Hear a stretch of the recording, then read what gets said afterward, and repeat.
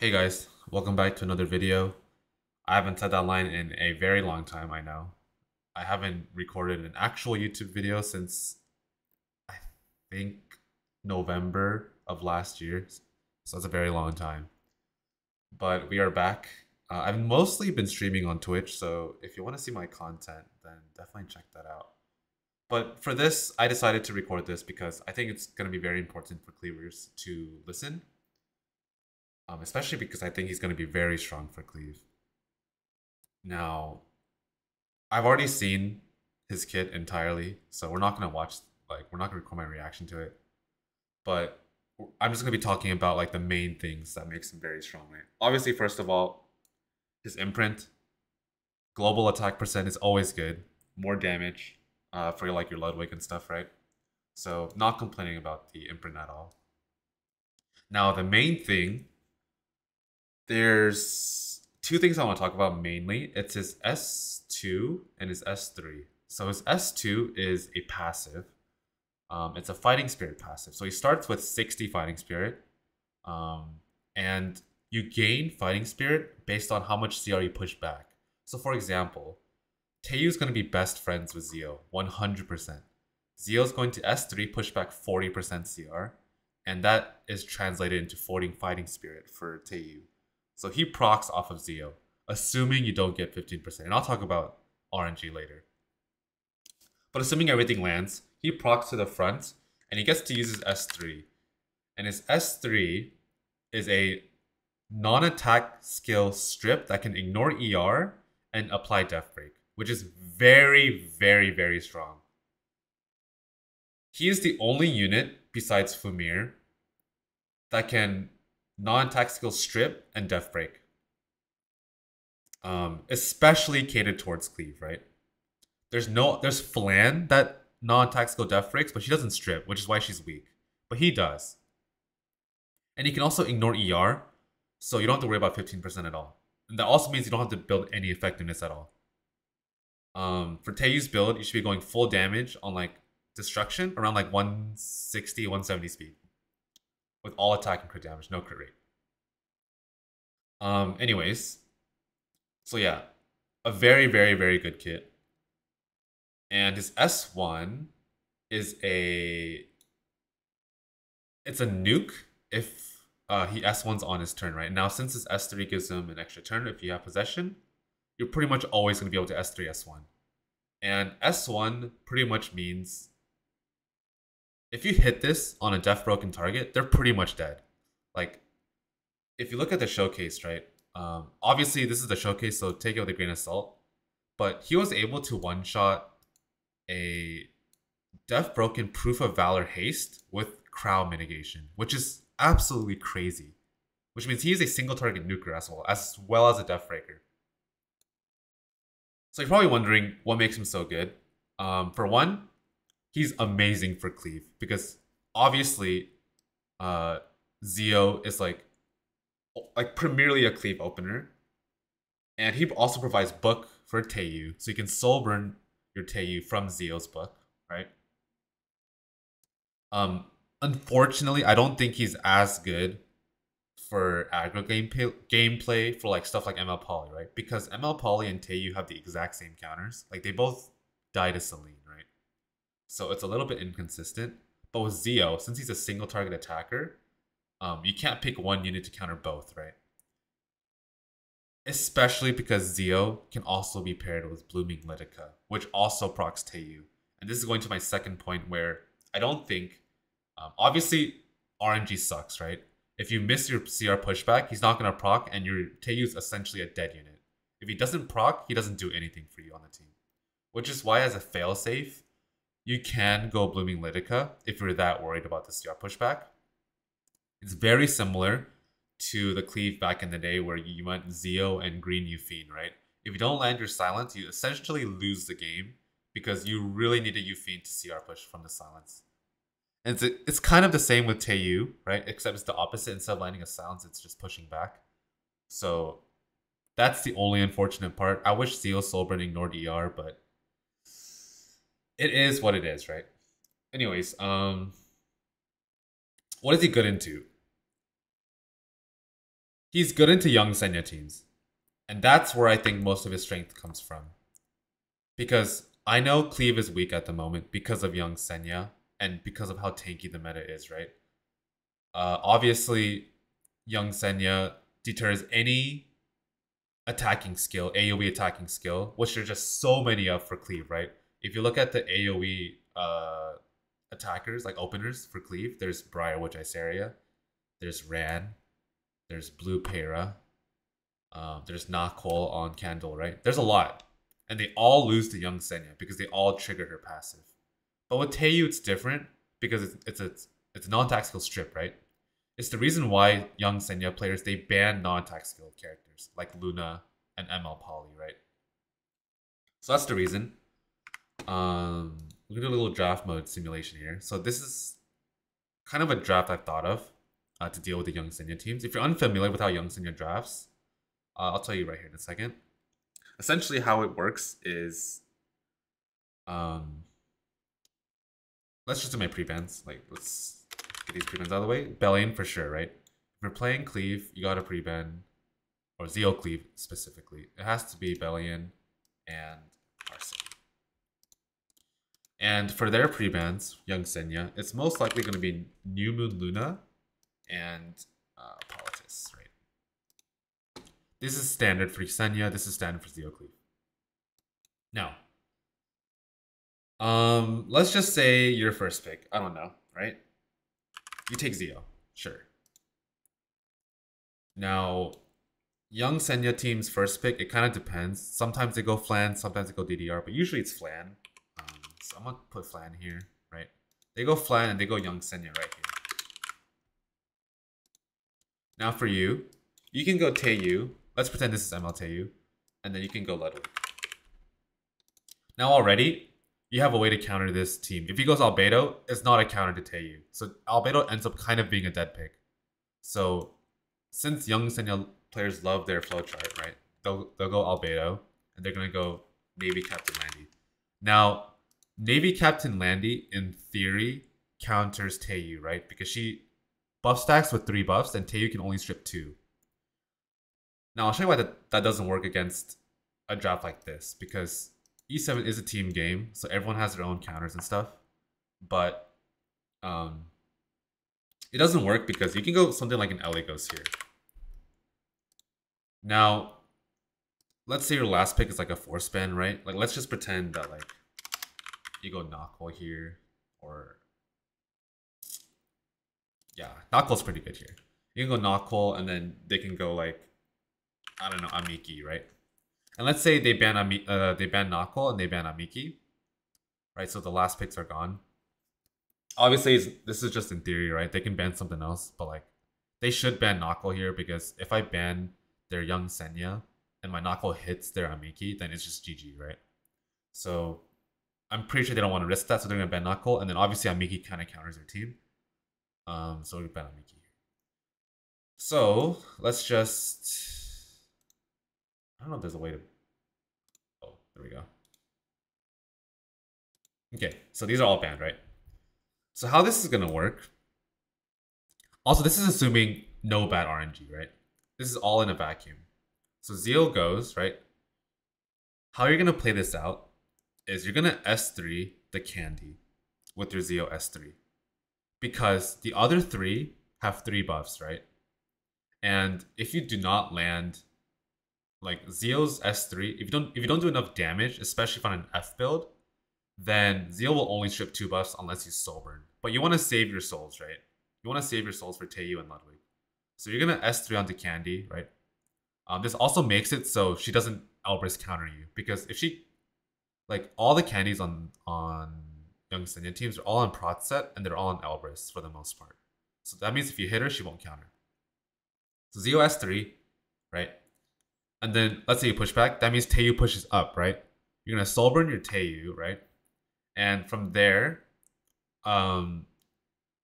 actually, to be honest, you don't even have to soul burn taeyou because they don't have any ER. But let's just say you do, right? Like, if I was playing in that position, I wouldn't soul burn taeyou because I want my Elegos to go before Ludwig. So I would just send the S3 normally. Yeah, so let's just say you send the S3 normally, and you land the death break on landing, which is most likely the case because what's it called? They don't build ER on these teams, right? So you S3 taeyou, and then you get the extra turn, right? So from his S1, he'll be able to one-shot Navy Captain landing straight off the rip. Like literally just straight out the gate. Even through albedo mid. Because we saw in the preview, his multipliers are crazy. And since he always crits, right? He'll one-shot Navy Captain for free. No RNG after you hit the Navy Captain, right? So taeyou goes S1 Candy. This will proc the Eligos, right? Eligos, let's say, goes on, I don't know, it's probably going to be Flan, right? It's not going to do any damage because it's going to miss. But now your Eligos gets to go. Now your Eligos gets to Soul Burn onto Young Senya, right? Your Eligos gets to Soul Burn on Young Senya, reduce her Fighting Spirit, right? And Death Break target her down, right? And from there, your Ludwig can just clean up. Because now Ludwig can kill the Young Senya, and probably the Flan and the albedo at the same time. So these four can beat these four. Now, let's say you do Soul Burn your taeyou. I personally wouldn't, because that would make your Ludwig go in front of Eligos. But it's still technically doable. It's just kind of harder, right? So how that would work is you would Soul Burn your taeyou. It'll be the same thing. You kill out the Candy with the S1, but now Ludwig gets to go, right?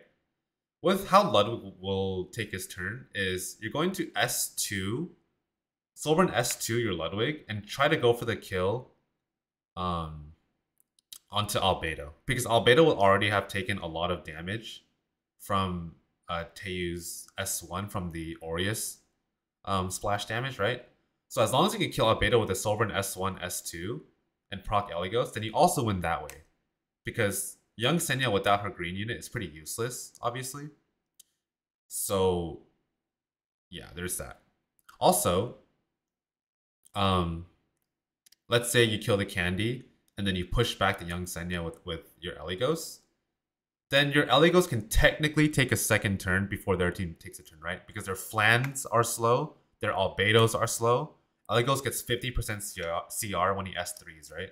Which means if you S3 the Young Senya, he gets to take a second turn and then just get pretty much a lot of damage again on the second rotation. So even though I think that one kind of relies on gear gap, but in a vacuum, something like this should be able to beat Young Senya. So I think for cleavers that are having trouble with her, I think taeyou is definitely a very, very strong option.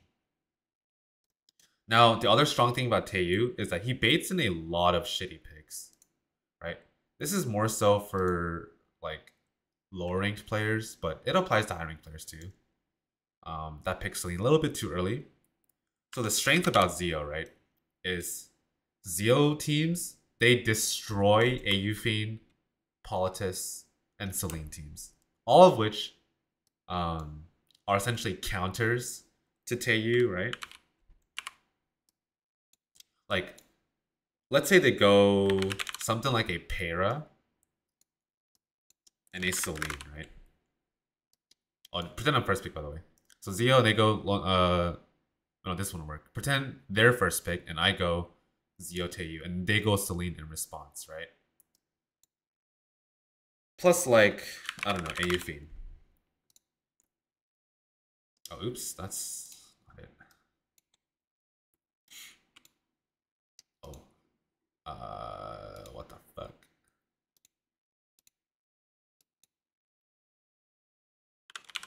Let me just put a random unit there. Okay. So, with this, obviously, you can go like Ludwig here still, right? And this is where the strength of Zio Cleaves come in, because you can go something like a Blooming Litica here.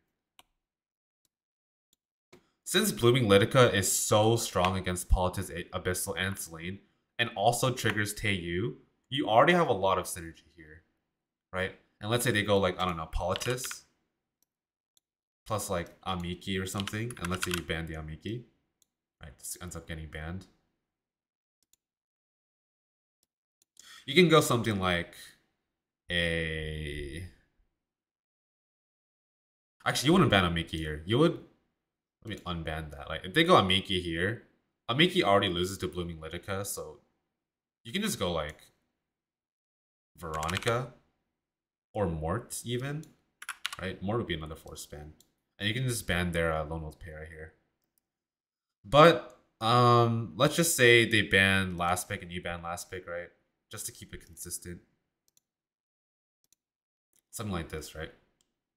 How this would work is Zio would push back the, I don't know, Abyssal Euphine, proc Blooming Litica's passive, push back their whole team, and Ludwig will just clean up from there.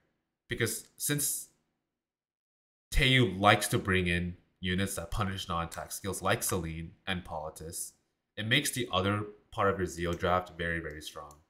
Especially since they all synergize with each other, right? It's not just Blooming Litica, like, only works with Zio and doesn't work with taeyou. She works with taeyou as well because she's the failsafe in case Zio fails his pushback, right? So that's the other strength. Now, I think one of these strongest drafts you can go with taeyou is by picking New Moon Luna, right? Let's say New Moon Luna's open and you somehow get these three with taeyou. I think these four are honestly one of the strongest cores you can do. Like, 100%. Yes, it loses to Amiki, so you most likely gonna have to post-ban Amiki. But besides that, there's really not much else they can go to kind of counter this, right? Because they can't buff stack because New Moon Luna's here. They can't pick Celine or Politis because again, New Moon Luna's here and is just weak to Zio Cleave overall. And they can't, like, let's say they go, let's pretend this is a Briar Witch, right? Now the problem with this is they can go something like an Elena. And this will just end up cleansing the Briar Pass. And if they ban Luna, then it's like kind of fucked for you. But they can't even go Elena either because taeyou is a non-attack skill, right? So they can't go Elena and play to ban Luna because it's not going to work with taeyou on the field. So this ends up being a very, very strong core with these 4 units in particular, right? So that's really all I wanted to say. As for the build, I already mentioned it. You want to just stack attack and crit damage on like 170 speed. The reason why 170 speed is so that even if they have an Abyssal, right? If they have an Abyssal or Politis, one of the two, he'll be able to still take his turn. As long as there's only one of them. If there's 2, obviously he can't, but if they're picking both, then obviously Blooming Litica, right, ends up being BIS and they just end up losing the game. So that's essentially it. I hope I got my main point across why I think taeyou is going to be very strong. I think for cleavers, he's 100% going to be a must pull, especially if you're playing Zio. Especially if you're playing Zio. If you're playing like Briar and like TML, I think the value slightly goes down, but I still think he's kind of important to have.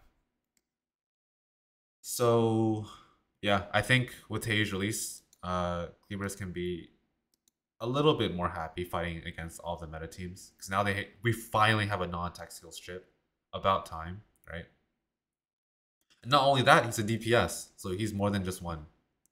And I think a main unit's main strength not only comes from how good their kit is, but what they force their opponent to draft in response. So if you're forcing your opponent to draft Celine and Abyssal, then that's just free money for your Zio. So I hope that made sense for the most part. I hope you guys enjoyed this video, and I will see you guys sometime in the future. Bye.